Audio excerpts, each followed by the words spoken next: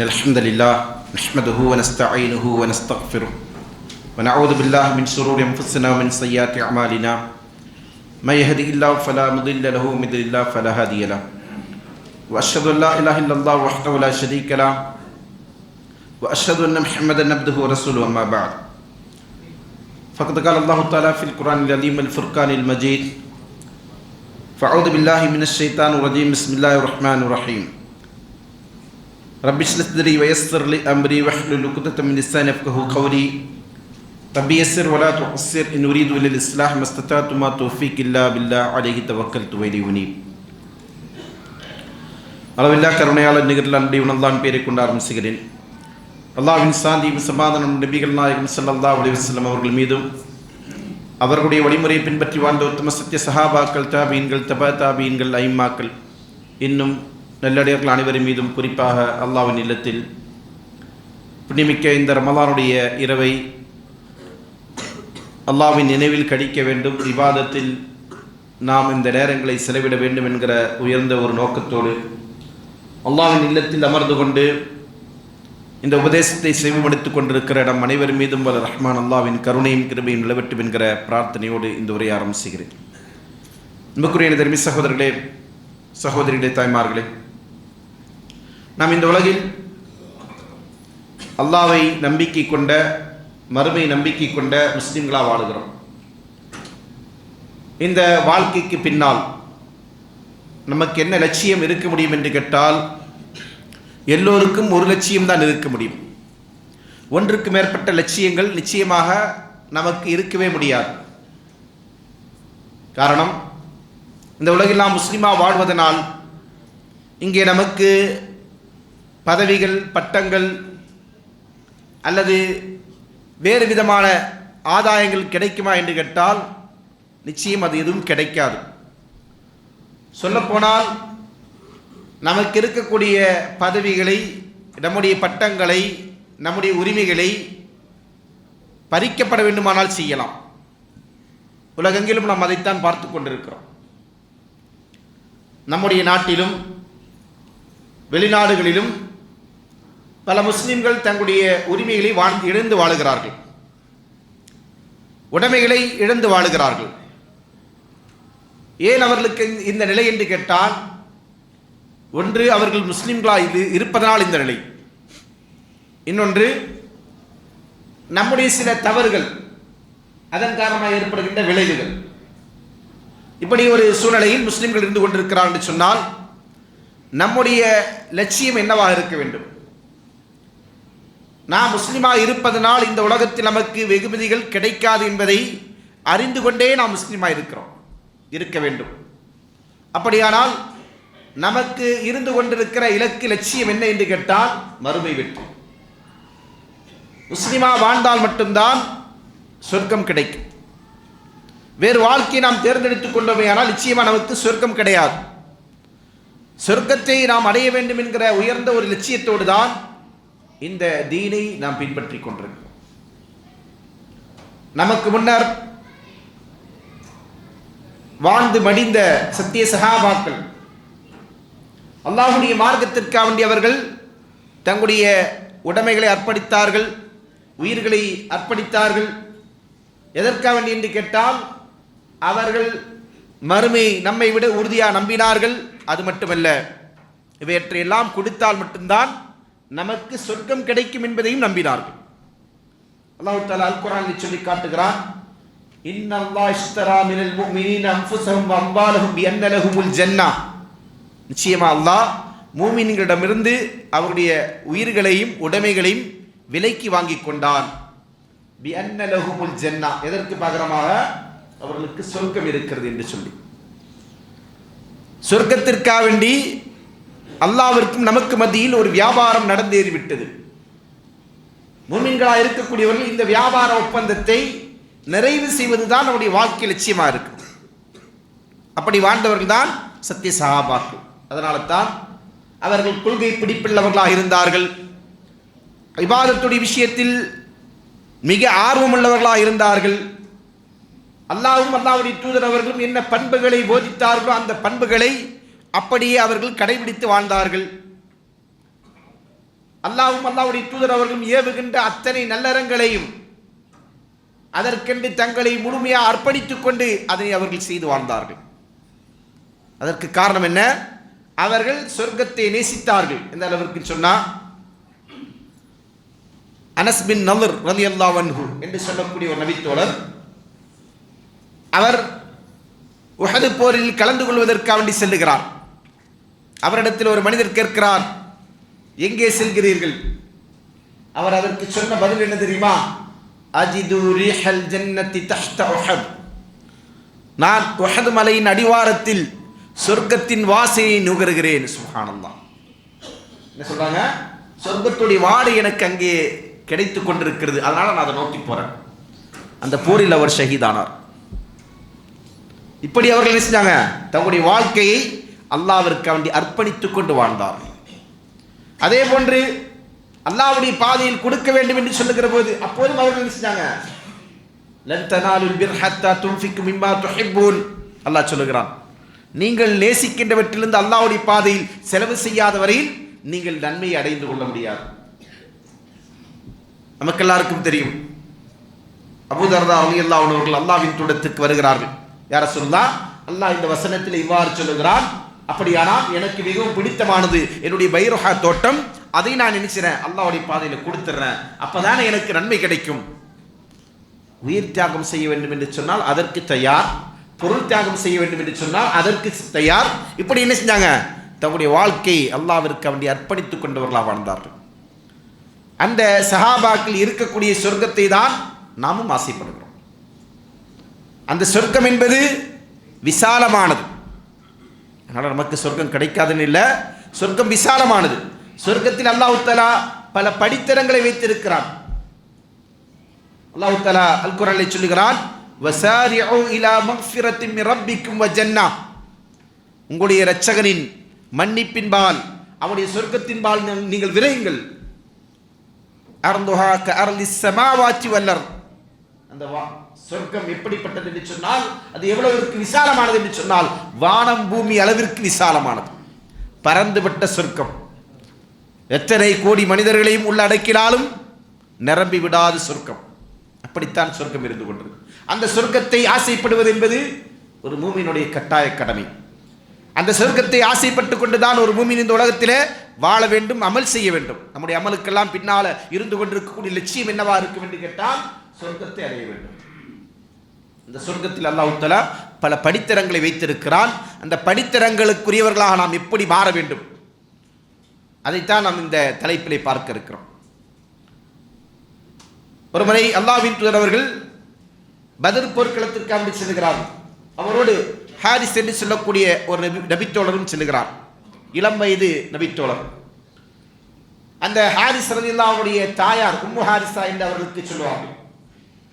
இந்த தாய் மகனுக்கான உறவு எப்படிப்பட்டது என்று சொன்னால், பாசமிகுந்த தாய், பாசமிகு மகன் இருவருக்கும் எப்படிப்பட்ட பிணைப்பு இருக்கும் என்பதற்கு எடுத்துக்காட்டாக உதாரணமாக சொல்லப்படுகின்ற அளவிற்கு தாய் மகன் பந்தம், பாசம் இருந்து கொண்டிருக்கிறது. மகனை பிரியாத தாய், தாயை பிரியாத மகன் என்று அவர்கள் இருவரும் என்ன செஞ்சாங்க? அந்த அளவிற்கு பாசம் உள்ளவர்களாக வாழ்ந்திருக்கிறார்கள். அவர்களை உதாரணம் சொல்லப்படுகிற அளவிற்கு அவர்கள் எடுத்துக்காட்டாக வாழ்ந்திருக்கிறார்கள். அப்படிப்பட்ட ஒரு தாய் மகன், அந்த மகன் பத்ர் போர்க்களத்திற்கு செல்கிறார். போரிலே விபத்தால் கொல்லப்படுகிறார் என்று சொன்னால் அவர் போரில் கலந்து கொண்டு ஷஹீதாக்கப்படவில்லை. போர் ஆரம்பிக்கிறதுக்கு முன்னாடி என்ன செஞ்சிட்டாங்க? ஒத்திகை நடந்து கொண்டிருக்கிற நேரத்தில் முஸ்லிம்களில் ஒருவருடைய அம்பு கை தவறி அவருடைய மீது பட்டுவிட்டு அவர் என்ன செஞ்சிட்டாரு? மௌத்தாகி விட்டார். இந்த செய்தி இந்த தாயாருக்கு கிடைக்கிறது. அந்த தாயார் அல்லாஹ்வின் தூதருக்கு வருகிறார்கள். வந்து விட்டு சொன்னாங்க, யா ரசூலுல்லாஹ் கத் அரஃப்த மன்ஸிலத ஹாரிஸத மின்னி. அல்லாஹ்வின் தூதர் அவர்களே, ஹாரிஸா என்கிற என்னுடைய மகன் எனக்கு எவ்வளவு பிரியமானவன், அவனுக்கும் எனக்கும் எந்த அளவுக்கு பாண்டிங் இருக்கிறது, எவ்வளவு நெருக்கம் இருந்து கொண்டிருக்கிறது என்பது உங்களுக்கு தெரியும். அவருடைய அந்தஸ்து என்ன என்பது நீங்கள் அறிந்திருக்கிறீர்கள். ஃபையக்கும் ஃபில் ஜன்னா அஸ்பிரு வஹ்தசிபு. என்னுடைய மகன் சொர்க்கத்தில் இருப்பார் என்று சொன்னால் நான் என்ன செய்கிறேன்? பொறுமை காக்கிறேன். அதற்கு அல்லாஹ்விடத்தில் அதற்கான பிரதிபலனை எதிர்பார்த்து கொண்டிருக்கிறேன். ஈமான் கொண்டவர்கள் அப்படித்தான். எப்படிப்பட்ட சோதனை வந்தாலும் நிச்சயங்க அல்லாஹ் போதுமானவன் என்று அதை பொறுத்துக் கொள்வார்கள். அப்ப அதைத்தான் என்ன செய்றாங்க, அந்த தாயார் செய்றாங்க. அவ்வளவுதான் அவர்களுக்கு பிடித்தமான மகனாக இருந்தும் கூட அந்த தாயார் அதை தாண்டி எதுவும் பேசல. சொல்லிட்டு சொன்னாங்க, வைன் தகுன் அஹ் உஹ்ரா தரா மா அஸ்னா. அல்லாஹ்வின் தூதரவர்களே, அதெல்லாம் வேற ஏதாவது இருந்தா நான் என்ன செய்வேன் தெரியாது அப்படின்னு என்ன சொல்றாங்க. என் மகன் சொர்க்கத்தில் இருந்தால் அல்ஹம்துலில்லாஹ், எனக்கு அது போதும். நான் அவனை இழந்து கொண்டு வாடுகிற அந்த என்னுடைய வாட்டம், என்னுடைய கவலை, அதை எல்லாம் நான் என்ன செய்றேன், நன்மையாக எடுத்துக்கொள்கிறேன் என்று அந்த தாயார் சொல்லுகிறார். அதே நேரத்தில் என் பையனுக்கு சொர்க்கம் கிடைக்கலன்னா ஷஹீதாக அவர் போருக்கு போனாரு. ஆனா கொல்லப்பட்டது எப்படி? முஸ்லிம் ஒருவருடைய ஆயுதத்தினாலே அவர் கொல்லப்பட்டார், விபத்தாக அவர் மரணித்து விட்டார். அதனால அந்த அம்மா என்ன செய்றாங்க, பதறாங்க. அல்லாஹ்வின் தூதர் ஸல்லல்லாஹு அலைஹி வஸல்லம் கேட்குறாங்க, வைஹக்கி அவ் ஹபித்தி அவ ஜன்னத்துன் வாஹிதா ஹிய. என்ன நினைச்சுக்கிட்ட நீ, சொர்க்கம் என்பது ஒன்று மட்டும்தானா, ஒரே ஒரு சொர்க்கம் தானா? இன்னஹா ஜினானுன் கஸீரா, அங்கே ஏராளமான சொர்க்கங்கள் இருந்து கொண்டிருக்கிறது. வைன்னஹு லஃபில் ஜன்னத்தில் ஃபிர்தௌஸ், அவர் எங்க இருக்கிறார் தெரியுமா? ஃபிர்தௌஸ் என்கிற சொர்க்கத்தில் இருக்கிறார். சுப்ஹானல்லாஹ். அல்லாஹ்வின் தூதர் ஸல்லல்லாஹு அலைஹி வஸல்லம் அவர்கள் இந்த தாயாருக்கு ஆறுதல் சொல்லுகிறார்கள். அதே நேரத்திலே நமக்கு இங்கே மகத்தான ஒரு நற்செய்தியை சொல்லுகிறார்கள். சொர்க்கம் என்பது என்னல்ல, ஒன்று மட்டுமல்ல, ஒரு இடம் அல்ல, அதிலே பல இடங்கள், பல படித்தரங்கள் இருந்து கொண்டிருக்கிறது என்பதை அல்லாஹ்வின் தூதர் அவர்கள் தெளிவுபடுத்துகிறார். அல்லாஹ் தஆலா அல் குர்ஆனில் சொல்லி காட்டுகிறான், இன்னல் முத்தகீன ஃபீ ஜன்னாத்தின் வ நஹர். நிச்சயமாக முத்தகீன்கள், அல்லாஹ்வை அஞ்சி வாழக்கூடியவர்கள் சொர்க்க சோலைகளில் இருப்பார்கள். இங்கே பன்மை அல்லாஹ் சொல்லி காட்டுறான். ஜன்னாத், ஜன்னத் அல்ல, ஜன்னாத் என்று சொன்னால் பன்மை. வனஹர், அங்கே ஆறுகள் அவர்களுக்கு இருந்து கொண்டிருக்கும் என்று அல்லாஹ் தஆலா சொல்லி காட்டுகிறான். இந்த சொர்க்கத்தை நாம் அடைய வேண்டும் என்று சொன்னால் நம்மிடத்தில் ஈமான் இருக்க வேண்டும். அல்லாஹ்வின் தூதர் சொல்லுகிறார்கள், மன் ஆமன பில்லாஹி வ ரசூலி வ அகாம ஸலாத்த வ ஸாம ரமலான்.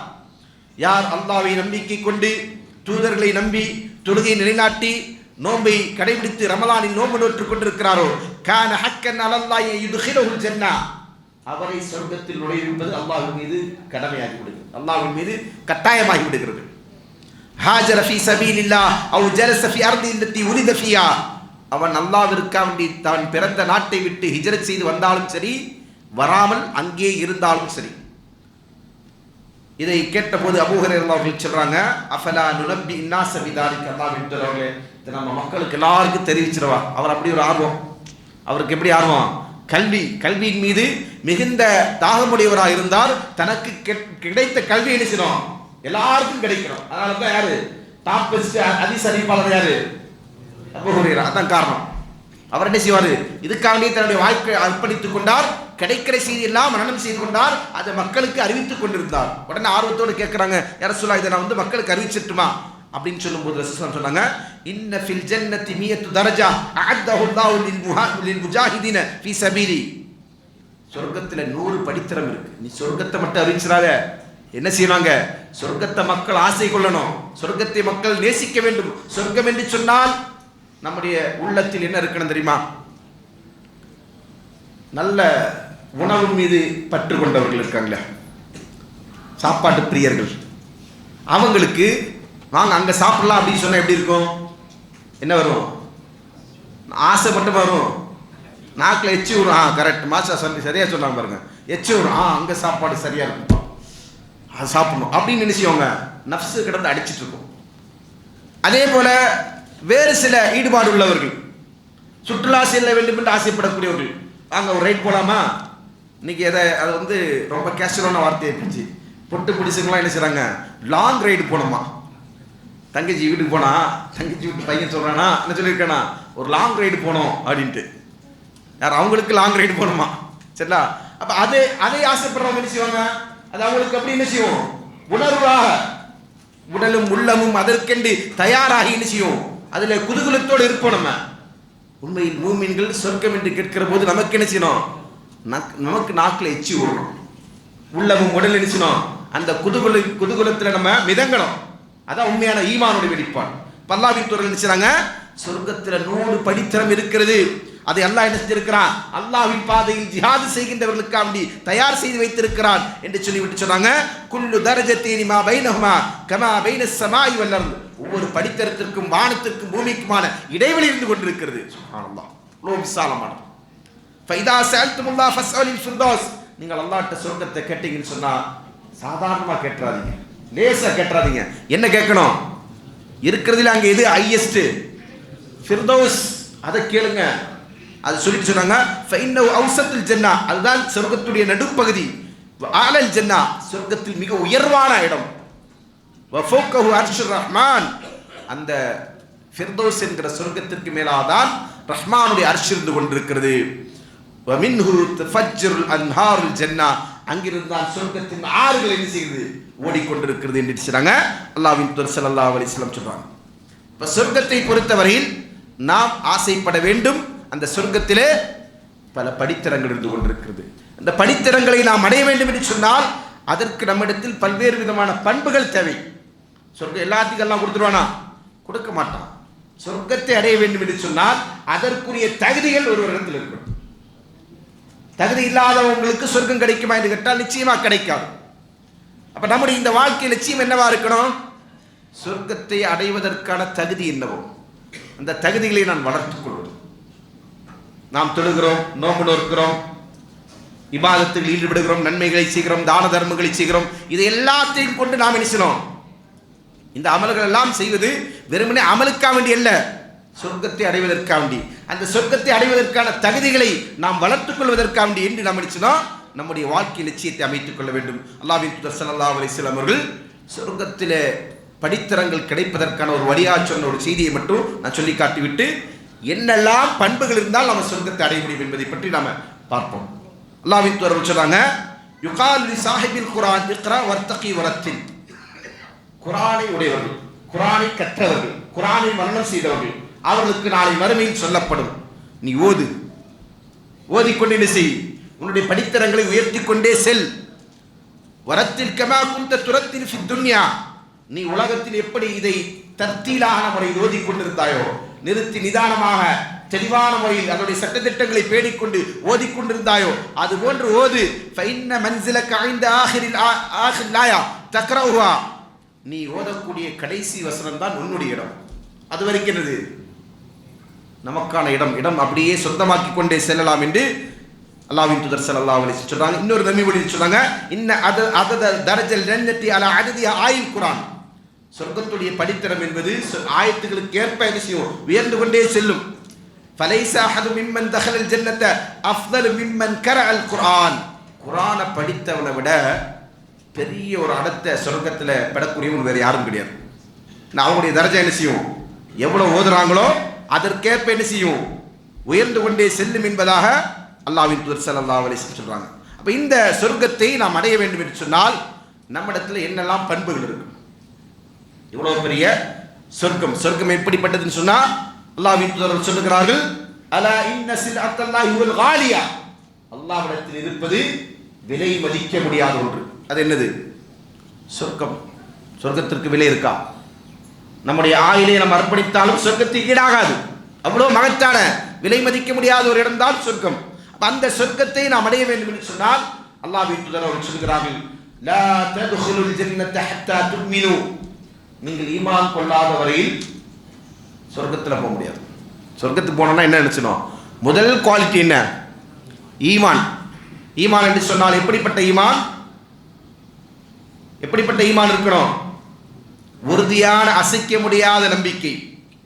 நம்முடைய எல்லா அமல்களும் அல்லாஹ்விடத்திலே ஏற்றுக்கொள்ளப்பட வேண்டும் என்று சொன்னால் அந்த அமல்கள் அனைத்தும் ஈமானின் அடிப்படையில் கட்டமைக்கப்பட்டதாக இருக்கணும்.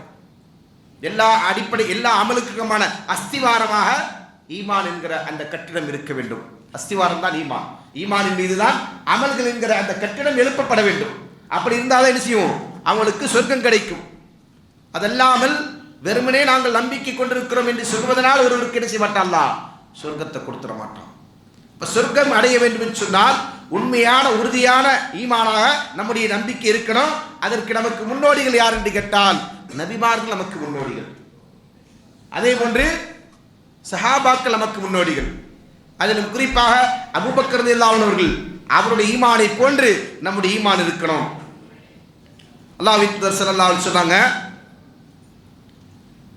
இன்ன அஹ்லல் ஜன்னதி யதராஆனி அஹ்லல் குர்ஃபி மின் ஃபௌகிஹிம் கமா யதராஆனி அல்-கௌகப் அத்-துர்ரி அல்-ஆபிர் ஃபில் உஃக். அடிவானத்திலே ஓடி செல்லுகின்ற அந்த நட்சத்திரங்களை போன்று, நட்சத்திரங்களை பார்ப்பதை போன்று சொர்க்கவாசிகள் என்ன செய்வாங்க, அவர்களுக்கு மேலாக இருந்து கொண்டிருக்கிற அறையில் இருக்கக்கூடியவர்கள் என்ன செய்வாங்க, பார்ப்பாங்க. அப்போ ரசூலுல்லாஹ் சொல்றாங்க, இது எப்படின்னு சொன்னா தஃபாதுலி பைனஹும், அவங்களுக்கு ரெண்டு பேருக்கு மத்தியில் உள்ள சிறப்பின் காரணமா. கீழே சொர்க்கத்தில் கீழே உள்ளவங்க இருப்பாங்க, மேல் மட்டத்தில் இருக்கிறவங்க இருக்காங்க, அதுக்கு மேல உயரத்தில் இருப்பாங்க. இவங்க எல்லாரும் என்ன செய்ய முடியும், பார்த்து கொள்ள முடியும். கீழே உள்ளவங்க என்ன செய்வாங்க, மேல உள்ள சொர்க்கவாசிகளை பார்க்க முடியும். ஆனா அவங்க அந்தஸ்துக்கு போக முடியாது, அவங்க தர்ஜாவுக்கு இவங்க போக முடியாது. இவங்களுக்குன்னு ஒரு தர்ஜா இருக்கும், அந்த தர்ஜாவில் உட்கார்ந்துருப்பாங்க. அப்ப ரசூலுல்லாஹி ஸல்லல்லாஹு அலைஹி வஸல்லம் சஹாபாக்கள் கேட்குறாங்க, ரசூலுல்லாஹ் அந்த அந்தஸ்து சொன்னீங்க இல்லையா, எது அறைகளுக்கு மேல அறை இருந்து கொண்டு கீழே இருக்கிறவங்க எல்லாரும் அவளை பார்ப்பாங்கன்னு சொன்னீங்க இல்லையா, அந்த அந்தஸ்துல யார் இருப்பாங்க, நபிமார்களா, வேற யார் அந்த அந்தஸ்து அடைய முடியாதா என்ன செய்றாங்க, ரசூலுல்லாஹ் இடத்துல கேட்குறாங்க. ரசூலுல்லாஹ் சொல்றாங்க, பலா வல்லதி நஃப்ஸி பியதி ரிஜாலுன் ஆமனு பில்லாஹி வ ரசூலு ஆமனு பில்லாஹி வ ஸத்தக்குல் முர்ஸலீன், யார் அல்லாஹ்வை நம்பிக்கை கொண்டு தூதர்களை உண்மைப்படுத்தினார்களோ அப்படிப்பட்ட நபர்களுக்காகத்தான் அல்லாஹ் என்ன செஞ்சிருக்கிறான், அந்த படித்தரத்தை வச்சிருக்கிறான். அப்படின்னு அர்த்தம், ஈமான் கொண்டவர்களுக்கான படித்தரம். ஈமானுக்கு அல்லாஹ் என்ன செய்றான், இவ்வளவு பெரிய தர்ஜாவை அல்லாஹ் தரான். இந்த ஹதீஸுக்கு விளக்கம் சொல்லுகிற போது இமாம் இப்னு ஹஜர் அஸ்கலானி ரஹ்மத்துல்லாஹி சொன்னாங்க, இது இந்த உம்மத்திற்கான சிறப்பு. ஏன் சொன்னா எல்லா தூதர்களையும் நம்பிக்கை கொண்டவர்கள், வஸத்தக்குல் முர்ஸலீன், ஒட்டுமொத்த நபிமார்களும் ஈமான் கொண்டவர்கள் என்று சொன்னால் அது யார் தான், முஹம்மது ஸல்லல்லாஹு அலைஹி உம்மத்து தான். மற்ற சமுதாயத்தவர்களும் எல்லா தூதரையும் நம்பிக்கை கொள்ளணும். ஆனா அவங்களுடைய நம்பிக்கை என்பது என்னது, தூதர் வருவதற்கு முன்பாகவே நம்பிக்கை கொண்டுட்டு போயிட்டாங்க. பொத்தம் பொதுவா இருக்கும், அவங்களுக்கு யாரும் தெரியாது. மூசா அலைஹிஸ்ஸலாமுக்கு அடுத்த தூதர் யாரும் தெரியுமா, தூதர் வருவார், தூதரை நம்புறோம். அதெல்லாம குறிப்பிட்டு இன்ன தூதர் வந்திருக்கிறார், இவரை நம்ப வேண்டும் என்கிற அடிப்படையில் அவங்க என்ன சில அவங்களுடைய ஈமான் அமைத்துக் கொள்ளணும். அந்த வாய்ப்பு யாருக்கு தான் கிடைச்சிருக்கு, இந்த உம்மத்திற்கு தான் கிடைத்திருக்கிறது என்று சொல்லி இமாம் அவர்கள் சொல்றாங்க. இது இந்த சமுதாயத்திற்கு கிடைத்திருக்கிற சிறப்பு. இந்த சிறப்பு என்ன செய்ய முடியாது, மற்றவர்களுக்கு கிடையாது என்பதை என்ன செய்றாங்க, சொல்லி காட்டுறாங்க. அப்ப அதன் அடிப்படையில் நம்ம என்ன செய்யணும், நம்முடைய ஈமான் அது சரியானதாக இருந்தால் மட்டும்தான் நாம் சொர்க்கம் செல்ல முடியும். அதற்கு நமக்கு உதாரணமாக திகழக்கூடியவர் யார் என்று கேட்டால் அபூபக்கர் அவர்கள். ஒரு முறை உதைபியா உடன்படிக்கையின் போது என்ன செய்றாங்க, அந்த உடன்படிக்கையில் இருக்கக்கூடிய நிபந்தனைகள் எல்லாம் முஸ்லிம்களுக்கு பாதமா இருக்கு. அப்ப இதை பார்க்கிற உமர் அவர்கள் என்ன செய்றாங்க, கோபப்படுறாங்க. இதற்கு நம்ம உடன்படணும், எல்லாமே நமக்கு பாதகமா இருக்கு, அவங்களுக்கு சாதகமா இருக்கு. எப்படி அவர் கோபப்படுறான்னு சொன்னா, அபூபக்கர் இடத்துல வர்றாங்க, வந்துட்டு சொன்னாங்க, அபூபக்கரே நாம வந்து அல்லாஹ், இவர் அல்லாஹ்வுடைய தூதர் இல்லையா, நாம முஸ்லிம்கள் இல்லையா, இவங்கெல்லாம் முஷ்ரிக்கள் இல்லையா, அப்புறம் எதுக்கு நாம இவங்களுக்கு என்ன செய்யணும், பணியணும். இதெல்லாம் ஆமான்னு சொல்லணும்னா அவர் கேட்கிறாரு, அப்படின்னா நம்ம எதுக்கு அவங்களுக்கு படிச்சுட்டு போனோம், நம்ம தானே யாரு கண்ணியமிக்கவர்கள் என்று என்ன செய்றாங்க, ரோஷப்பட்டு அவர் என்ன செய்றாரு கேட்கிறாரு. அப்போ அந்த நேரத்தில் உமர் அபூபக்கர் சொல்லக்கூடிய பதில் என்ன தெரியுமா, யா உமர் இல்சிம் அஸ்ரஹு ஹைசு கான, அவர் என்ன சொன்னாரோ அதோட நிறுத்திக்கும். யாரு, ரசூலுல்லாஹி அவர்கள் என்ன சொன்னாரோ அதோட நிறுத்திக்கோ, அதான் ஈமான். அது அவர் சொல்லல, அதுதான் ஈமான் என்பதை நினைச்சோம்.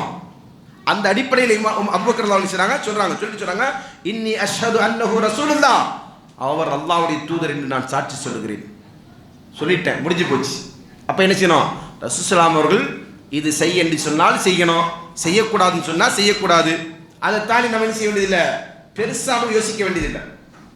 பெருசா ஒன்றும் யோசிச்சு நம்ம முஸ்லீம்கள் இல்லையா, நம்மள கண்ணியமானவர்கள், அவங்க இணைப்பாளர்கள் நரகத்துக்கு போகிறவங்க தானே, அப்படிலாம் நம்ம என்ன செய்ய வேண்டியதில்லை, போட்டு எதையுமே மண்டையை குறைஞ்சு யோசிக்க வேண்டியதில்லை, விட்டுருங்க அதை பாட்டுக்கிட்டு அப்படின்னு சொல்றாங்க. இவர் அடங்கலை, என்ன செய்யறாரு, ரசூலுல்லாஹ்ட்டே போய் கேட்குறாங்க, யார சொல்லா, நம்மளாம் முஸ்லீம்கள் இல்லையா, நீங்கள் அல்லாஹ்வுடைய தூதர் இல்லையா, அப்புறம் எதுக்கு நாம அவங்களுக்கு கட்டுப்பட்டணும், இவங்கெல்லாம் முஸ்லிம்கள் இல்லையா, இவங்களுக்கே நம்ம பணியணும் அப்படின்னு கேட்கும்போது ரசூலுல்லாஹ் சொல்றாங்க, அன அப்துல்லாஹி வ ரசூலுஹு லன் நுகாலிஃப அம்ரஹ், நான் அல்லாஹ்வின் அடிமை, அல்லாஹ்வுடைய தூதர், அல்லாஹ்வின் கட்டளைக்கு நான் என்ன செய்ய மாட்டேன், மாறு செய்ய மாட்டேன். வல யுதஇனி, அல்லாஹ் என்ன என்ன செய்ய மாட்டான், வீண் போகவும் வைக்க மாட்டான். சுப்ஹானல்லாஹ், ரசூலுல்லாஹ் சொல்றாங்க. அப்போ உமர் சொல்றாங்க, உமர் அல்லாஹ்வுக்கு புரிஞ்சிச்சு, தன்னுடைய தவறு வழங்குறாரு. அபூபக்கர் அப்ப சொன்ன போய் கேட்டிருக்கலாம், ஆனா என்ன செஞ்சாரு, அவரு அவர் கொஞ்சம் எமோஷனான மனிதன். அதனால என்ன செய்றாரு, அவரால் உடனே அடக்கிக் கொள்ள முடியல. அதனால ரசூலா இடத்துல வந்து அதை எமோஷனை கொட்டுறாரு. கொட்டின பிறகு ரசூலா இதை சொன்னோன்னு நினைச்சிட்டாரு அவரு, இதுக்கு மேல பேசுறது வாய்ப்பு இருக்கா இல்ல அப்படின்னு சொல்லி அவர் என்ன சொன்னாரு, மா ஜில்து அஸூமு வ தஸத்தகு வ உஸல்லி வ அத்திகு மின் அல்லதி ஸரஅது மகாஃபத கலாமி அல்லதி தகல்லம்து பிஹி யௌமைதின். அன்னைக்கு நான் பேசின பேச்சுக்காண்டி நான் என்ன செஞ்சேன் தெரியுமா, தொழுகிறேன், நோன்பு வைக்கிறேன், அடிமைகளை விடுதலை செய்கிறேன், தர்மம் செய்கிறேன். எதனால, அன்னைக்கு நான் பேசிய வார்த்தைகளுக்காண்டி அல்லாஹ் என்னை குற்றம் பிடித்து விடக்கூடாது என்கிற அச்சத்தின் காரணமாக. சுப்ஹானல்லாஹ்.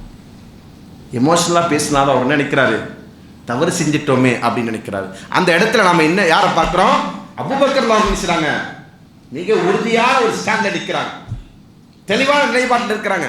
ரசூலுல்லாஹ் சொல்லிட்டாங்கன்னா அது நமக்கு சாதகமாக இருந்தாலும் சரி பாதகமாக இருந்தாலும் சரி நினைச்சணும் ஏற்றுக்கிட்டு போயிடணும். இதுதான் ஈமான், இதுதான் உறுதியான ஈமானுக்கான எடுத்துக்காட்டு. அதை அவர் என்ன செய்றாரு, கொஞ்சம் தாமதமாக அவர் அது விளங்குறார். இந்த அடிப்படையில் தான் நம்முடைய ஈமான் இருக்கணும். இதற்கு இன்னொரு எடுத்துக்காட்டு நம்ம பார்க்கணும் சொன்னா, அல்லாஹ்வின் தூதர் ஸல்லல்லாஹு அலைஹி வஸல்லம் அவர்கள் இஸ்ரா மிஅராஜ், ரசூலுல்லாஹ்வுடைய இஸ்ரா பயணம். இஸ்ரா பயணம் என்றால் என்ன, ரசூலுல்லாஹ்வுடைய இஸ்ரா பயணம் என்றால் என்ன, நபி ஸல்லல்லாஹு அலைஹி வஸல்லம் அவர்கள் மஸ்ஜிதுல் ஹரம்ல இருந்து மஸ்ஜிதுல் அக்ஸா வரைக்கும் பயணம் போனாங்க. அல்லாஹ் தஆலா சூரத்துல் இஸ்ரா 17வது அத்தியாயத்துடைய முதல் வசனத்தில் அல்லாஹ் சொல்றான், சுப்ஹானல்லதி அஸ்ரா பி அப்திஹி லைலன் மினல் மஸ்ஜிதில் ஹராமி இலல் மஸ்ஜிதில் அக்ஸா அல்லதி பாரக்னா ஹவ்லஹு. தன்னுடைய அடியானை ஒரே இரவில் மஸ்ஜிதுல் ஹரம்ல இருந்து மஸ்ஜிதுல் அக்ஸா வரை அழைத்து சென்ற அல்லாஹ் மிக தூய்மையானவன், பரிசுத்தமிக்கவன் என்று அல்லாஹ் சொல்றான். எதற்காக அழைத்து சென்றான் என்பதை பற்றி அல்லாஹ் சொல்லும்போது அதை தொடர்ந்து சொன்னா, லினுரியஹு மின் ஆயாத்தினா, நம்முடைய அத்தாட்சிகளை அவருக்கு காட்டுறதுக்காக. இதான் இஸ்ரா. இஸ்ரா என்று சொன்னால் அதற்கு மொழியிலே அர்த்தம் என்னது, இரவோடு இரவாக பயணித்தல். மொழி ரீதியா இஸ்ரா என்றால் அர்த்தம் இரவோடு இரவாக பயணம் மேற்கொள்ளுதல் என்பதுதான் இஸ்ரா. அல்லாஹ்வின் தூதர் அவர்கள் என்ன செஞ்சாங்க, இந்த இஸ்ரா பயணத்தை மேற்கொண்டார்கள். இஸ்ரா பயணத்தை மேற்கொண்டார்கள் எங்கிருந்து, மக்காவிலிருந்து பைத்துல் மக்திஸ் மஸ்ஜிதுல் அக்ஸா வரை. அடுத்தது அங்கிருந்து என்ன செஞ்சாங்க, மேராஜ் போனாங்க. மேராஜ் என்று சொன்னால் அரஜ என்றால் ஏறி செல்லுதல் என்ற அர்த்தம், விண்வெளிக்கு ஏறி செல்லுதல். சுப்ஹானல்லாஹ். இந்த வார்த்தையெல்லாம் இஸ்லாம் தான் உலகத்துக்கு கற்றுத் தந்திருக்கு. விண்வெளி பயணம் என்பது சாத்தியம் என்பது என்னது, குர்ஆன் சுன்னாவும் தான் உலகத்துக்கு சொல்லித் தருகிறது. அப்ப அந்த அடிப்படையில் ரசூலுல்லாஹ் என்ன செஞ்சாங்க, அங்கிருந்து விண்வெளிக்கு ஏறி சென்றார்கள். இந்த ரெண்டு பயணம், இதுல இஸ்ரா மட்டுமே பேச்சு பொருள். யாருக்கு மத்தியில, மக்காவில் வாழ்ந்த இணை வைப்பாளர்களுக்கு மத்தியில் இஸ்ராவுடைய பயணம் மட்டும்தான் பேச்சு பொருளாக இருந்தது. அல்லாஹ்வின் தூதர் அவர்கள் ஒரே இரவில் அங்கே இங்கிருந்து அங்கே சென்றாங்க, அங்கிருந்து திரும்ப வந்தாங்க. இது சாத்தியமா? அன்றைய காலத்தில் அவங்க 1 மாத காலம் பயணம் மேற்கொள்வார்கள் மக்காவிலிருந்து அக்ஸாவிற்கு. டியூரேஷன் எவ்வளோ, அவருடைய பயண நேரம் எவ்வளோ, 1 மாதம். 1 மாதம் டிராவல் பண்ணாதான் அவங்க என்ன செய்ய முடியும், ஹரம்ல இருந்து அக்ஸாவுக்கு போக முடியும். அப்படி இருக்கிற காலத்தில் நபி ஸல்லல்லாஹு அலைஹி வஸல்லம் செஞ்சாங்க, நைட்டோடு நைட்டாக போயிட்டு வந்துட்டாங்க. போனது மட்டும் இல்லை, போயிட்டு ரிட்டர்ன் வந்துட்டாங்க. இந்த விஷயம் இணை வைப்பாளர்களுக்கு ஒரு பெரிய கலக்கத்தை தந்த ஒரு விஷயம். அதே போன்று நம்பிக்கை கொண்ட சில மக்களுக்கும் அவருடைய ஈமானில் ஊசலாட்டத்தை ஏற்படுத்திய ஒரு நிகழ்வு. சரியா?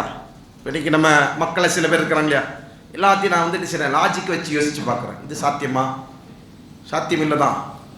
சராசரி ஒரு மனிதன் இரவோடு இரவாக நான் மக்காவிலிருந்து அக்ஸாவிற்கு சென்றேன், இரவே திரும்ப வந்து விட்டேன் என்று சொன்னால் நீங்கள் என்ன செய்ய மாட்டீங்க, நம்புவோமா? நம்ப மாட்டோம்.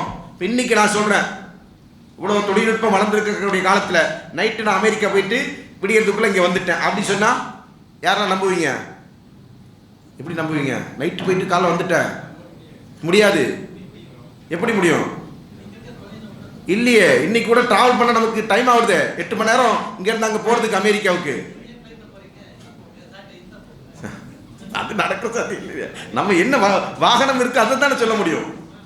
வாகனத்தில் நான் சொல்லிட்டு இருக்கிறேன். சரிங்களா? இன்னைக்கு இருக்கக்கூடிய வாகனத்திலே நம்முடைய பயணத்திற்கான வாகனம் என்ன? விமானம். விமானத்தில் போனால் என்ன ஆகும்? 8 மணி நேரம் 10 மணி நேரம் ஆகுது இங்கிருந்து அமெரிக்கா போகிறது. அதனால தான் அமெரிக்கான்னு சொன்னேன். சரிங்களா? சவுதிக்கு போயிட்டு வந்தால் கூட 4-5 மணி நேரத்தில் போயிட்டு வந்துடலாம். அதனால் ஒரு நைட்டு 10 மணி நேரத்தில் முடிச்சிடலாம் பயணத்தை. சரிங்களா? அதுக்கு மேலே ஆகும்னு சொன்னால், நான் போயிட்டு வந்தேன்னு சொன்னால் நீங்கள் என்ன செய்வீங்க? நல்லா கதை விடுறாங்க அப்படி தானே சொல்லுவீங்க. ஏன்னா சாத்தியமில்லாத விஷயம். சாத்தியமில்லாத விஷயத்தை நான் சொன்னால் அதை நம்ப முடியாது. ரசூலுல்லாஹி ஸல்லல்லாஹு அலைஹி வஸல்லம் அப்படித்தான் நடைமுறை சாத்தியமில்லாத விஷயத்தை தான் சொல்கிறாங்க. இதை என்ன செய்கிறாங்க, இது இன்றைக்கு கூட நம்ம என்ன செய்யலாம், நீங்கள் சொன்ன மாதிரி இதை விட அட்வான்ஸ் டெக்னாலஜி இருக்குது, அதை பயன்படுத்துங்க அப்படின்னா கூட ஒரு சவாலுக்காண்டி அதை எடுத்துக்கொள்ளலாம். ஆனால் அன்றைய காலத்தில் ஒட்டகம் குதிரையை தாண்டி வேறு வாகனம் இல்லை. அந்த வாகனத்தில் பயணிச்சாங்கன்னா ஒட்டகம் ஒரு மணி நேரத்துக்கு என்ன செய்யும், அதிகபட்சம் 40 கிலோமீட்டர் வேகத்தில் போகும். குதிரை என்ன செய்யும், 60 கிலோமீட்டரில் போகும். அவ்வளோதான், ஒரு மணி நேரத்துக்கு ஒரு 60 கிலோமீட்டர் அதனால் ட்ராவல் பண்ண முடியும். அப்போ இவ்வளோ பெரிய தூரத்தை ஒரு இரவில் கடந்து வர முடியுமான்னா முடியவே முடியாது, இம்பாசிபிள்.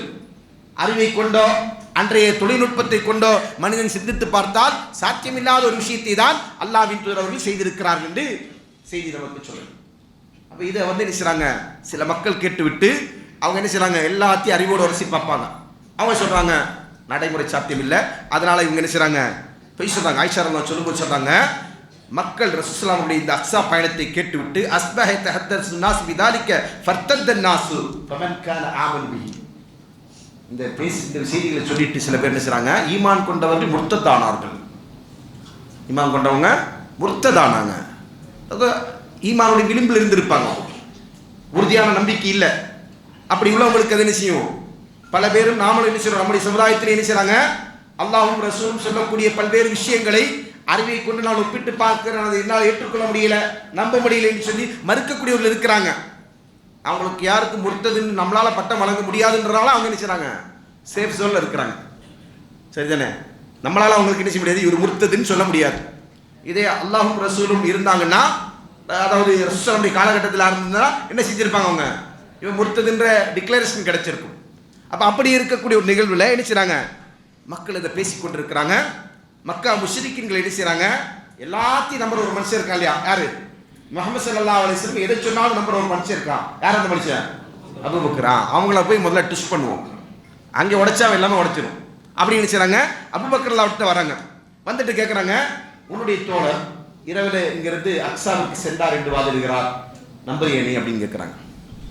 அபூபக்கர் திரும்ப என்ன கேட்டாங்க தெரியுமா, அவகால தாலிக்க, அவர் அப்படி சொன்னாரா, வைன்கான கால தாலிக்க லக்கது சதக்க, அவர் அப்படி சொல்லி இருந்தால் அவர் சொன்னது உண்மை, முடிஞ்சு போச்சு. ஏன், நபி ஸல்லல்லாஹு அலைஹி வஸல்லம் அவர்களை பற்றி அல்லாஹ் என்ன சொல்லுகிறான், வமா யன்திகு அனில் ஹவா இன் ஹுவ இல்லா வஹ்யு யுஹா, அவர் மனோ இச்சையின் அடிப்படையில் எதுவும் பேச மாட்டார், அவர் பேசுவது அனைத்தும் வஹ்யு.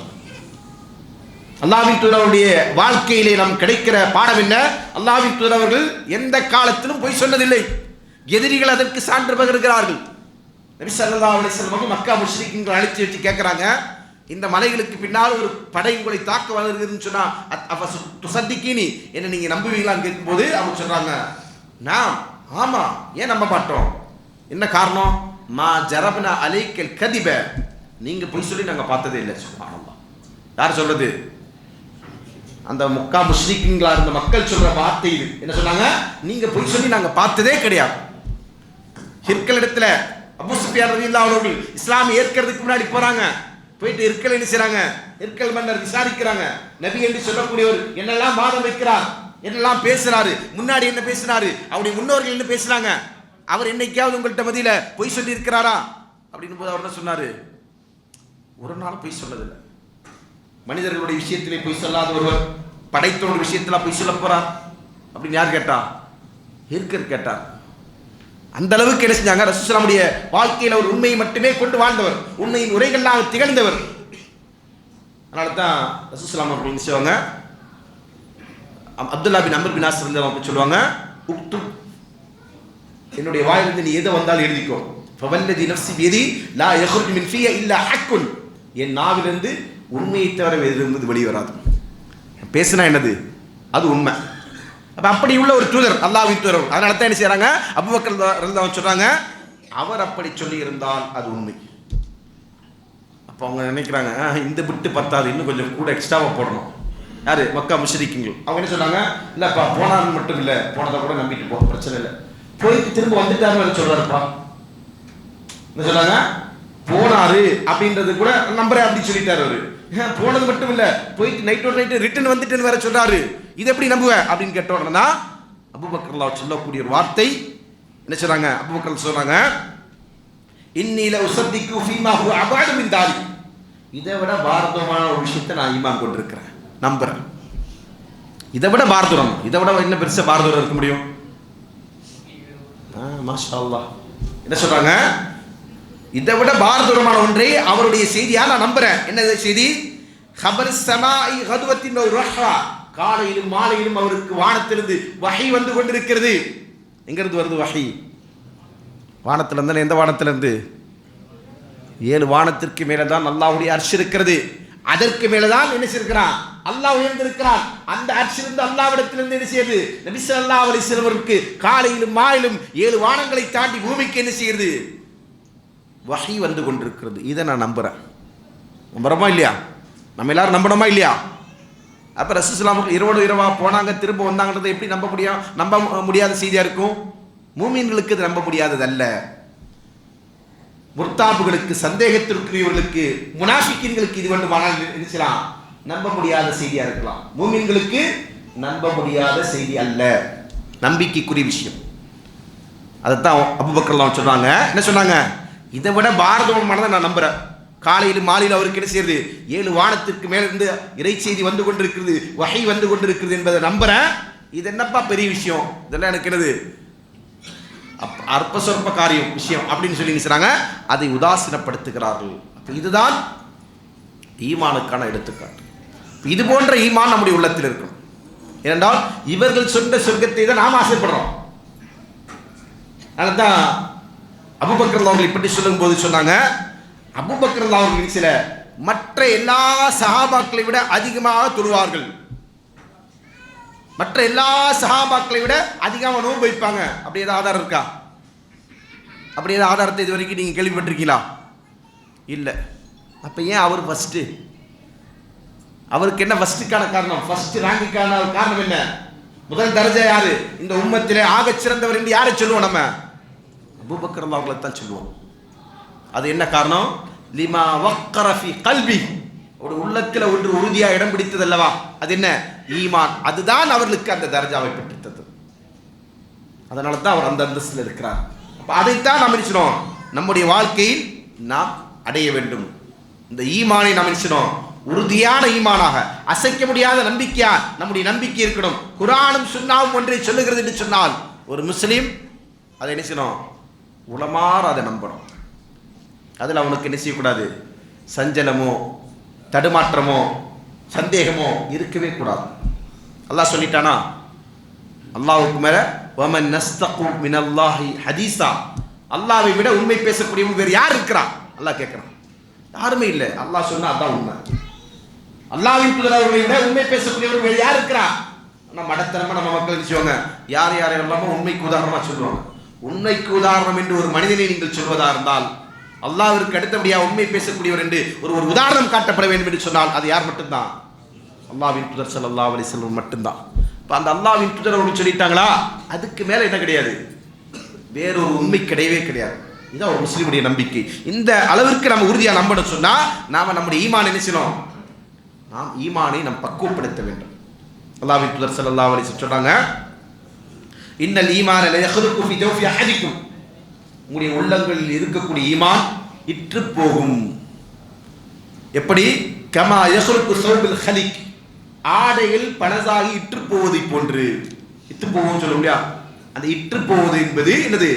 பழசாயிட்டு என்ன செய்யுது? அப்படியே நுறும்பி விடுவது. அதனால என்ன செய்யும்? அந்த ஆடை அப்படியே பிஞ்சிரும்.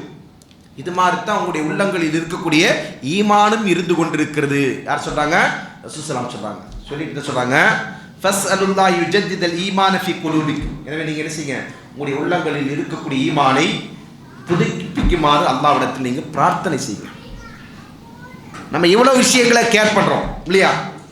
நம்முடைய அழக, நம்முடைய தலை முடி வரைக்கும் இல்லையா? தலைமுடிக்கு நம்ம கேர் இருக்கா இல்லையா? ஹேர் கேர் இல்லையா? ரொம்ப பெரிய கேர் இன்னைக்கு. ஏன்னா அதிகமானவங்களுக்கு இருக்கக்கூடிய பிரச்சனை என்ன? Hair falling. அப்போ அதுக்கு என்னது? ஹேர் கேர் ரொம்ப இம்பார்ட்டண்டான விஷயம்.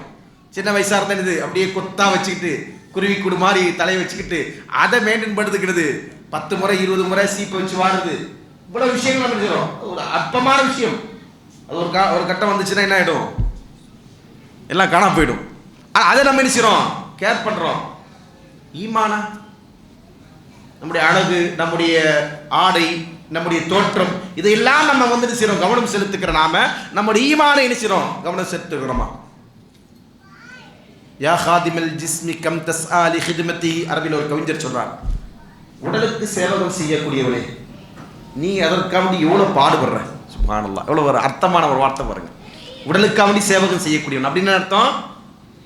அவருடைய பாடி கான்சியஸ், அவர் என்ன செய்றாரு, அழகா இருக்கணும், பியூட்டியா இருக்கணும், பர்சனாலிட்டியா இருக்கணும், அதுக்காக என்ன செய்றாரு, ரொம்ப கேர் எடுத்துக்கிறார். நம்ம வீடுகள்ல இருந்து வெளியே வரும்போது ஒரு 1-2 முறை கண்ணாடி பார்க்காம வெளியே வர்றவங்க ரொம்ப குறைவா இருப்பாங்க. கரெக்டா? இதே மூஞ்சி தான் டெய்லி கண்ணாடியில் பார்த்தாலும் சொர்க்கத்தில் போன மாதிரி நம்ம என்ன அழகு கூடவா போகுது, இருக்கிறது தான். ஆனால் என்ன செய்யறோம், பார்ப்போம், நமக்கு ஒரு கான்ஃபிடென்ட், அது பர்சனாலிட்டி, நம்ம என்ன செய்றோம், நம்ம பர்சனாலிட்டியாக இருக்கிறோம் அப்படின்னு நமக்கே ஒரு கான்ஃபிடென்ட் நம்ம உருவாக்கி கொண்டு வெளியே போகிறோம். நல்ல விஷயம், மாஷா அல்லாஹ், தப்பு சொல்லுவதுக்காண்டி சொல்லலை. அவ்வளோ நம்ம என்ன செய்றோம், நம்முடைய ஹெல்த்தோடைய விஷயத்தில், நம்முடைய பாடியோட விஷயத்தில் நம்ம அக்கறை எடுத்துக்கிறோம். இந்த கவிஞர் சொல்லுகிறார், ஃபக்பில் அலன் நஃப்ஸி அன்த பின் நஃப்ஸி இன்சானா, நீ உடலை கொண்டல்ல மனுஷன், நஃப்ஸை கொண்டு தான் மனுஷன். ஆனால் எனவே என்ன செய், உன்னுடைய நஃப்ஸை கவனி. எதை கவனிக்கணும், நஃப்ஸ, ஆன்மாவை கவனி, ஈமான கவனி, தக்வாவை கவனி. உடம்பை கவனிக்காத, உடம்பை கவனிக்கலாம், எதை தாண்டி இந்த கவனிப்பிற்கு அடுத்தது நம்ம என்ன செய்றோம், எதை ஃபர்ஸ்ட் வச்சிருக்கிறோம், எதை ஃபர்ஸ்ட் வச்சிருக்கிறோம், உடலை கவனிப்பது தான் நம்ம முதல் தரமா வச்சிருக்கோம். இப்போ எதை நம்ம முதல்ல கவனிக்கணும் சொன்னா நம்முடைய ஈமான். அந்த ஈமானை நாம் சரிபடுத்தினால் மட்டும்தான் நாம் சொர்க்கத்தில் உயர்ந்த படித்தரங்களை அடைய முடியும். ஈமான் உள்ளவர்களுக்குத்தான் சொர்க்கத்தில் இடம், அதை நம்ம முதல்ல விளைவிக்கணும். இப்போ ஈமானை பொறுத்தவரையில, ஈமான்ல நம்ம எல்லோரும் ஒரே தர்ஜாவில் உள்ளவர்களா என்று கேட்டால் கிடையாது. ஈமானை பொறுத்த வரைக்கும் அல்லாஹ் தஆலா எப்படி வச்சிருக்கிறான்னு சொன்னா, மலாயிக்காவுடைய ஈமான் ஒரே ஸ்டேபிள், அவங்க வந்து ஃபுல்ஃபில் அப்படியே இருப்பாங்க, அப்ஸ் அண்ட் டவுன்ஸ் கிடையாது. நபிமார்களை பொறுத்தவரை அவங்களுடைய ஈமான் எப்படிப்பட்டது, அப்படியே செய்யும், growth வளர்ந்துட்டே இருக்கும், உயர்ந்து கொண்டே செல்லும். அதே போன்று சராசரி நம்மை போன்ற மனிதர்களை பொறுத்த வரைக்கும் நம்முடைய ஈமானுடைய லெவல் என்ன, அப்ஸ் அண்ட் டவுன்ஸ், கூடும் குறையும். ரமலான்ல பார்க்குறோம் இல்லையா, அப்படியே உற்சாகம் பொங்க, ரமலான்ல வந்து கூட்டமாக இருக்கும். அடிக்கடி சொல்லுவதுண்டு, ரமலான்ல வழக்கமாக தொழுகின்ற முஸ்லிம்கள், ஃபஜர் தொழுகையிலிருந்து எல்லா தொழுகையும் வழக்கமாக தொழுகிற முஸ்லிம்கள் இருப்பாங்க. நம்ம பள்ளி எடுத்துக்கிட்டீங்கன்னா 1, 2, 3 சஃப் வரைக்கும் என்ன செய்யுது, வழக்கமான முஸ்லிம்கள் இருக்கக்கூடிய இடம். கரெக்டா? மிச்ச இடங்கள்லாம் என்ன செய்யும், மலக்குகளோ ஜின்களோ வந்து தொழுதா உண்டு அப்படின்னு இருக்கிறதுக்கான இடம். இந்த ரமலான் வந்துட்டா நம்ம வழக்கமான முஸ்லிம்கள் என்ன செய்றாங்க, அது முதல் நாள் சில பேருக்கு அந்த ஏமாற்றம் கிடைச்சிருக்கும். முதல் ரமலானுடைய ஃபர்ஸ்ட் டேல எல்லா நாளும் நம்ம என்ன செய்வோம், ஃபஜருக்கு வருவோம், முன்சென்மத்து தொழக்கூடிய பிராக்டிஸ் உள்ளவங்க என்ன செய்வாங்க, கரெக்டாக 5 நிமிஷம் டைம் வச்சுப்பாங்க. 5:13க்கு இக்காமத்தா, அப்போ நம்ம எத்தனை மணிக்கு வரணும், 5:05க்கு வந்தால் போதும், அழகா சுன்னத் தொழுது சஃப்ல இடம் முடிச்சுட்டு ஜமாத் தொழுது முடிச்சிடலாம். இது ஒரு ப்ராக்டிஸாக இருக்கும் நிறைய பேருக்கு. 5 நிமிஷம் முன்னாடி, 10 நிமிஷம் முன்னாடி, அதிகபட்சம் அவ்வளோதான் வைப்போம். ரமலானி அதே மாதிரி அதே கால்குலேஷனில் வந்தால் என்ன ஆகிடும், இடம் கிடையாது, ரோட்டில் போய் நில்லு. என்ன அப்படின்னு பார்த்தா அன்னைக்கு என்ன செஞ்சுருப்பாங்க, கூட்டமாக அலைமோதும்.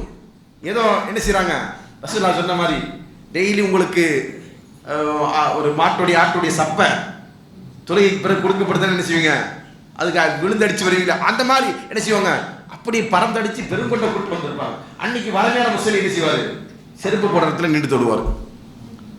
சரிங்களா? மற்ற நாட்கள் இவங்க எங்கே போனாங்க, லாஃபாதா தொழுகைக்கும் இல்லை, மஸ்ஜிதிற்கும் இல்லை. மஸ்ஜிதில் என்ன செய்வோம், வெறிச்சோடி கிடக்கக்கூடிய நிலை. இப்போ இப்படி என்ன செய்யக்கூடாது, இருக்கக்கூடாது. ரமலானில் மட்டும் நாம் என்ன செய்யக்கூடாது, உற்சாகம் பொங்கக்கூடியவர்களாக இல்லை, எல்லா காலங்களிலும் அல்லாஹ் நம் மீது கடமையாக்கி இருக்கின்ற கடமைகளை சரியான முறையில் நிறைவேற்றணும். அப்போ ஈமான் என்பது என்ன செய்யும், யஸீது பித்தாஅத்தி வ யன்குஸு பில் மஅசியா, அல்லாஹ்வுக்கு கட்டுப்படுவதனால் அது அதிகரிக்கும். நன்மை செய்வதனால் ஈமான் என்ன செய்யும், அதிகரிக்கும். பாவம் செய்வதனால் ஈமான் குறைந்து விடும். இப்போ நாம் நம்முடைய ஈமான் என்ன செய்யணும், எப்படி கேர் எடுத்துக்கணும், ரமலானில் எப்படி அக்கறையோடு இருக்கிறோமோ, நைட்டு தொழுகிறோம், பகலில் தொழுகிறோம், குர்ஆன் ஓதுறோம், நோன்பு வைக்கிறோம். சொல்லப்போனால் நம்ம வந்து ஏனைய காலங்களை விட உற்சாகம் குறைவாக, அதாவது உடல் ரீதியாக சோர்வாக இருக்கக்கூடிய காலம் இது. ஆனால் இபாதத்தில் உற்சாகம் அதிகமுள்ளவர்களாக இருக்கும். இப்போ நமக்கு நல்ல ஆரோக்கியம் இப்போ இருக்கா அல்லது ரமதான் நல்லத காலத்தில் இருக்குமா? நல்லத காலத்தில் தான். என்ன நம்ம அப்போ தான் என்ன செய்வோம், 3 நேரம் சாப்பிட்டு என்ன செய்வோம், தெம்பாக இருப்போம். இப்போ 1 நேரம் 2 நேரம், அதனால் நம்ம தெம்பு கொஞ்சம் குறைஞ்சிருக்கும். ஆனால் ஈமானிய உற்சாகம் நமக்கு அதிகம். அந்த நேரங்களில் நிறைய சாப்பிட்றோம், ஈமானிய உற்சாகம் குறையும். அது போன்று நம்ம இருந்தோம்னு சொன்னால் நம்முடைய ஈமான் நிச்சயம் டவுன் ஆகும். பண்பாளர்களே, நாம் ஈமானை நிச்சயம் அதிகமாக கேர் எடுத்துக்கொள்ள வேண்டும். அதிகமான ஈமானை வளர்த்துக் கொள்வதற்கு நாம் முயற்சிக்க வேண்டும். ரமலானுக்கு பின்னாடி நம்ம நிச்சயம் தொழுகையாளியாக நிற்கிறோம், இபாதத்துள்ளவர்களாக இருக்கிறோம், அமல் செய்யக்கூடியவர்களாக இருக்கிறோம். அதுதான் ஈமானை நாம் பாதுகாப்பதற்குரிய மிக பிரதானமான வழி.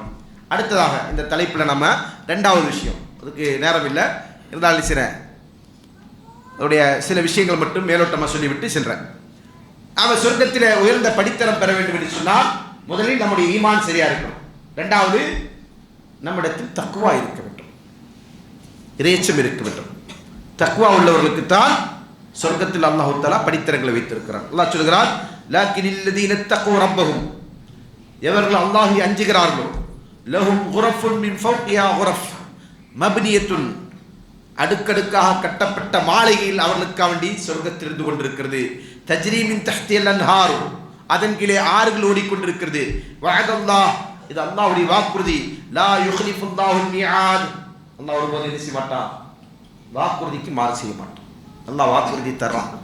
சொர்க்கம் வேணுமா, உங்கள்கிட்ட ஈமான் இருக்கணும். 2வது என்ன இருக்கணும், தக்வா இருக்கணும்.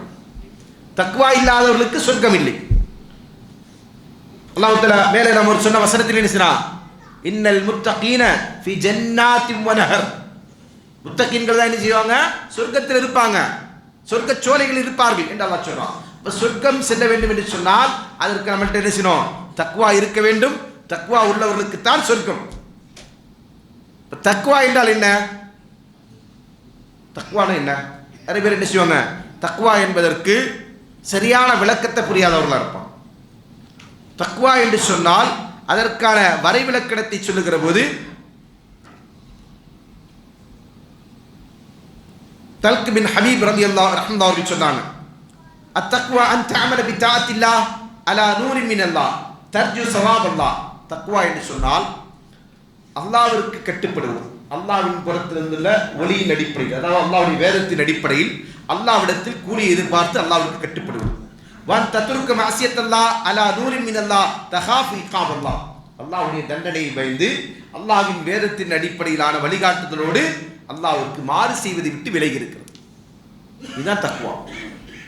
அதே போன்று அலி ரலியல்லாஹு சொல்லும்போது சொன்னாங்க, தக்வா என்பது இய ஹௌஃபு மினல் ஜலீல், மகத்துவமிக்க அல்லாஹ்வை அஞ்சுவது, வல் அமல் பி தன்சீல், அல்லாஹ்வுடைய வேதத்தின் அடிப்படையில் அமல் செய்வது, வல் கனாத் பில் கலீல், இருக்கிறதை கொண்டு குறைவானதை கொண்டு திருப்தியுட்டு இருப்பது, வஸ்திஅதாதுல் யௌமி ரஹீல், பயணம்